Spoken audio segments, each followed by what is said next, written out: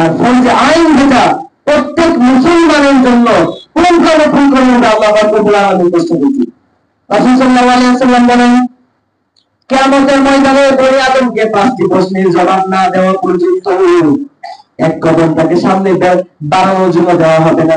অর্থাৎ আপনি যেভাবে দাঁড়িয়ে আছেন সেইভাবে দাঁড়িয়ে থাকতে হবে। যদি আপনি 5টি প্রশ্নের জবাব না দিতে পারেন, একবারে শেষেই কি হচ্ছে, আপনি কতটুকু ইলম অর্জন করেছেন এবং তার অনুযায়ী কতটুকু আমল করেছেন। আপনাকে ইলম অর্জন করতে হবে, তার পাশাপাশি আপনাকে আমলও করতে হবে। রাসূল সাল্লাল্লাহু আলাইহি ওয়াসাল্লাম হাদিসে বলেন, খায়রুকুম মান তাআল্লামাল কুরআন ওয়া আল্লামাহু, যে ব্যক্তি কোরআন শিখে এবং মানুষের মাঝে তা কোরআন শিক্ষা দেয়, তোমাদের মধ্যে সবচেয়ে সে উত্তম। ইলম যদি মানুষের ভিতরে না থাকে, ইলম যদি সে না জানে, তাহলে তার কি করতে হবে? একটা উদাহরণ আপনাদেরকে দিই। একজন জানে না যে রোজা কখন রাখতে হয় আর কখন ভাঙতে হয়। সকালে সে জানলো যে সকালে উঠে সেহরির সময় অর্থাৎ ফজরের সুবহ সাদিকের সময় সেহরি খেয়ে রোজা রাখতে হয়, কিন্তু সে জানে না কখন ভাঙতে হয়, রোজা কখন ভঙ্গ করার আল্লাহ হুকুম দিয়েছে।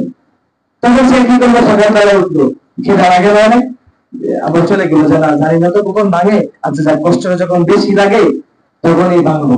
সে দুপুরবেলা আসতো, অনেক কষ্ট লাগছে, ক্ষুধা লাগছে, অনেক পিপাসা, সে জানে না কখন রোজা ভাঙতে হয়।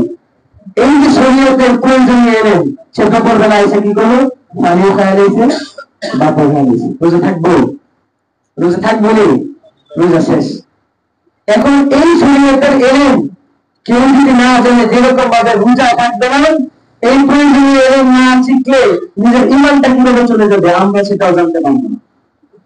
এখন অনেক আমাদের সুযোগ নাই মাদ্রাসাতে ভর্তি হওয়ার, তবে আল্লাহ পাক রব্বুল আলামিন বলেছেন কোরআনের মধ্যে, ইয়া আইয়ুহাল্লাযীনা আমানু কুনু মা'আস সাদিকিন, হে ঈমানদারেরা তোমরা সত্যবাদীদের সঙ্গে হও।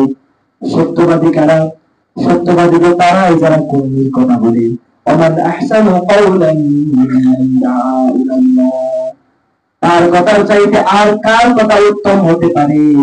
যে আল্লাহর দিকে ডাকে, যে আল্লাহর দিকে আহ্বান করে, তার কথাই হচ্ছে সবচেয়ে উত্তম এবং সত্য কথা।